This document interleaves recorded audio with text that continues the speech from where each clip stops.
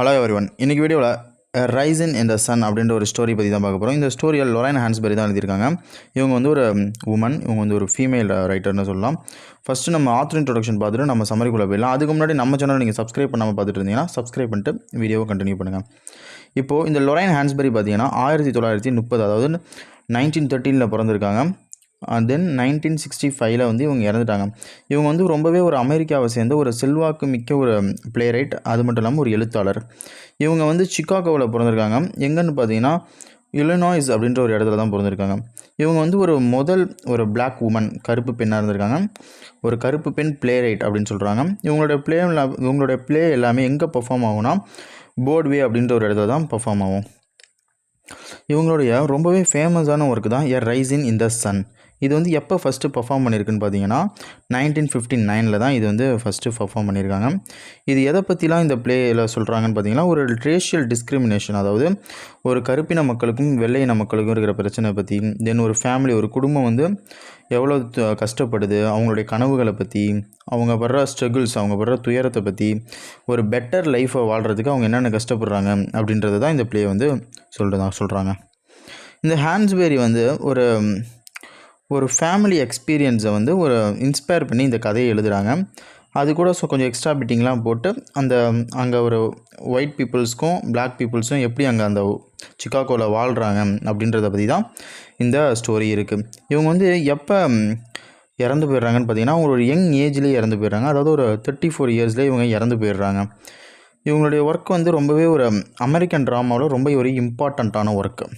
இப்போ வாங்க நம்ம இந்த ரைசின் இன் த சன் அப்படின்ற ஒரு ஸ்டோரியில் என்னென்ன கேரக்டர்ஸ்லாம் இருக்காங்கன்னு பார்த்துக்கலாம். ஏன்னா கேரக்டர்ஸ் பார்த்தா உங்களுக்கு வந்து சம்மரி இன்னும் கொஞ்சம் டீட்டெயிலாக புரியும். ஃபஸ்ட்டு லீனா யங்கர், இவங்களை வந்து மம்மாங்கிறாங்க. இவங்க தான் அந்த ஃபேமிலிக்கே head, the mother and head of the Younger family. அந்த ஃபேமிலி பேர் யங்கர் ஃபேமிலிங்கிறாங்க. அந்த ஃபேமிலிக்கே இவங்க தான் ஹெட்டு, அதாவது எல்லாத்துக்கும் அம்மா. இவங்க வந்து ரொம்பவே ஒரு ஸ்ட்ராங்கான ஒரு ரிலீஜியஸ் கேரிங், தென் ட்ரெடிஷ்னலுக்கு இம்பார்ட்டன்ஸ் கொடுக்குறாங்க. இவங்க வந்து அந்த ஃபேமிலியை வந்து ஒரு பெட்டர் சுச்சுவேஷனுக்கு கொண்டு போகிறதுக்கு நினைக்கிறாங்க. வால்டர் லீ யங்கர், மம்மா சன். இவங்க இந்த வால்டர் லீ யங்கருங்கிறவங்க வந்து மம்மாவுடைய பையன். இவருடைய ஒய்ஃப் பேர் என்னென்னு பார்த்தா ரூத்து. இவருடைய ட்ரீம் என்னன்னு பார்த்தீங்கன்னா, ஒரு சக்ஸஸ்ஃபுல் பிஸ்னஸ் மேனாக ஆகணும் அப்படின்றது தான் இவரோட ட்ரீமு. தென் இவர் வந்து ஒரு லிக்கர் ஷாப் வைக்கணுன்றது தான் இவரோட ட்ரீம். இப்போ வந்து இவர் வந்து ஒரு சாஃபராக இருப்பார். சாஃபர்னால் ஒரு ஒயிட் லேடிக்கு வந்து டிரைவராக இருப்பார். தென் ரூத் யங்கர், இந்த ரூத் யங்கர்னு யாருன்னு பார்த்தீங்கன்னா வால்டர் ஒய்ஃபு. இவங்க வந்து ரொம்பவே கஷ்டப்படுற ஒரு பெண். அது மட்டும் இல்லாமல் ரொம்ப ஹார்ட் ஒர்க்கிங்கானவங்க, கொஞ்சம் ப்ராக்டிக்கல் மைண்டடாக இருப்பாங்க. இவங்க வந்து அந்த ஃபேமிலியை வந்து நல்லா கஷ்டப்பட்டு கொஞ்சம் மெயின்டைன் பண்ணி வால்டரை வந்து ஒரு நல்ல சுச்சுவேஷனுக்கு கொண்டு வரணும்னு இவங்க ஆசைப்படுவாங்க.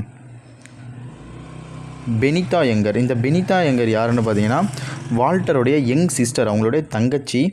இவங்க வந்து ஒரு எஜுகேட்டடாக இருப்பாங்க. அது மட்டும் இல்லாமல் நெக்ஸ்ட் இவங்க வந்து மெடிக்கல் படிக்கணும்னு ஆசைப்படுவாங்க. அது மூலயமா அவங்க டாக்டர் ஆகணும்னு ஆசைப்படுவாங்க. ஸோ இதில் வந்து ஒரு ஆஃப்ரிக்கன் ஹெரிட்டேஜ், இவங்க டாக்டர் ஆனால் அந்த கருப்பின மக்களுக்கே ஒரு பெருமை மாதிரி அப்படின்னு நினைக்கிறாங்க. டிராவிஸ் யங்கருங்கிறவங்க வந்து பார்த்திங்கன்னா வால்டருக்கும் ரூத்துக்கும் பிறந்த பையன். இவங்க வந்து இந்த ட்ராமாவில் ஒரு சின்ன ரோல் மாதிரி பண்ணியிருப்பாங்க.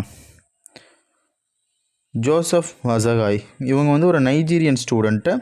தென் பெனிதாவோட ஃப்ரெண்டு. இவங்க வந்து பெனிதாவை வந்து என்கரேஜ் பண்ணுவாங்க, புரிஞ்சுப்பாங்க, நிறைய அப்ரிஷியேட் பண்ணி நீ வந்து ஒரு ஆஃப்ரிக்காவுக்கே ஒரு ஐடென்டிட்டியாக வரணும் அப்படின்றவங்க தான் இந்த ஜோசப் வசகாய் வந்து அவங்கள வந்து எப்போ பாரு ஒரு என்கரேஜ் மாதிரி பண்ணிகிட்ருப்பாங்க.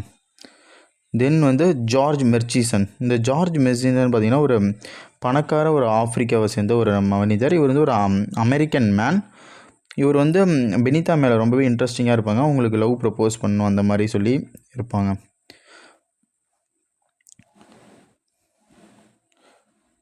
கேர்ள் லின்னர், இந்த கேர்ள் லின்னர்னு பார்த்திங்கன்னா இவங்க வந்து ஒரு கிளைபோன் பார்க்கோடைய ஒரு ஹெட், ஒரு அசோசியேஷனில் வந்து ஒரு செக்யூரிட்டி மாதிரி இருப்பாங்க. இவங்களை பற்றி போக போக வந்து உங்களுக்கு நம்ம ஸ்டோரிக்குள்ளே போகும்போது தெரியும். போபோ, இந்த போபோங்கிறவங்க வந்து வால்டரோட friend. Then Mister and Missus Johnson, இந்த யங்கர்ஸ் ஃபேமிலியோட இவங்க வந்து நெய்பர், ஒரு பக்கத்து வீட்டுக்காரங்க மாதிரி. இப்போது நம்ம ஸ்டோரிக்குள்ளே போயிடலாம். இந்த ஸ்டோரியில் என்ன சொல்கிறாங்கன்னா, இந்த வால்டர் ஃபேமிலிக்கு வந்து இந்த ஹெட்டுன்றவங்க வால்டரோட அப்பா தான். அவங்க வந்து இறந்துருவாங்க. ஸோ அவர் இறந்ததுக்காக அவருக்கு ஒரு இன்சூரன்ஸ் மணி மாதிரி வரும். ஸோ அந்த இன்சூரன்ஸ் மணியை வச்சு ஒவ்வொருத்தவங்களுக்கும் ஒவ்வொரு கனவு இருக்கும். ஃபார் எக்ஸாம்பிள் பெனிதாவுக்கு ஒரு ட்ரீம் இருக்கும், வால்டருக்கு ஒரு ட்ரீம் இருக்கும், ரூத்துக்கு ஒரு ட்ரீம் இருக்கும், மம்மாவுக்கு ஒரு ட்ரீம் இருக்கும். ஸோ இந்த இன்சூரன்ஸ் மணியை எல்லாமே பாதி பாதியாக ஷேர் பண்ணிக்கலாம். இப்போ வந்து பெனிதாவுக்கு பார்த்தீங்கன்னா மெடிக்கல் பண்ணணும்னு ஆசை. ஸோ அவங்களுக்கு ஒரு டைப் ஆஃப் அமௌண்ட் வேணும். வால்டருக்கு பார்த்தீங்கன்னா அவருக்கு வந்து லிக்கர் ஷாப் ஓப்பன் பண்ணணும், அவருக்கு ஒரு டைப் ஆஃப் அமௌண்ட் வேணும். மம்மாவுக்கு வந்து நியூ ஹவுஸ் வாங்கணும், ஏன்னா அவங்ககிட்ட ஹவுஸ் இல்லை, அவங்களுக்கு வந்து ஒரு டைப் ஆஃப் அமௌண்ட் வேணும். ஸோ அந்த அமௌண்ட் வந்து பிரிச்சுக்கலாம் அப்படின்னு சொல்லி தான் பிளானு. ஸோ வால்டர் வந்து அந்த வீட்டுக்கு தேவையான பணத்தை வந்து அவங்க அம்மாட்ட கொடுத்துட்றாங்க. அந்த பணத்தை வச்சு அவங்க வீடு வாங்கலான்னு சொல்லி ஒரு முடிவு பண்ணிடுறாங்க. தென் பெனிதாவோட அமௌண்ட் என்ன பெனிதா கிட்ட போகல. ஸோ வந்து அவங்க போபோ அப்படின்ற அவங்க ஃப்ரெண்டுக்கிட்ட வந்து பணத்தை கொடுத்து வச்சுருக்காங்க. ஸோ என்ன சொல்கிறாங்கன்னா, இந்த பணத்தை வந்து வச்சுரு, நம்ம இதை வச்சு லிக்கர் ஷாப் ஓப்பன் பண்ணலாம் அப்படின்னு சொல்லும்போது அவன் போபோ என்ன பண்ணிடுறான், அதை எடுத்துகிட்டு ஓடிடுறான். ஸோ எடுத்துகிட்டு எஸ்கேப் ஆகிடுறான். இப்போ வந்து இந்த வால்டருக்கு வந்து இப்போ எந்த ஒரு மணி சப்போர்ட்ஸ் எதுவுமே கிடையாது. ஸோ இப்போ வந்து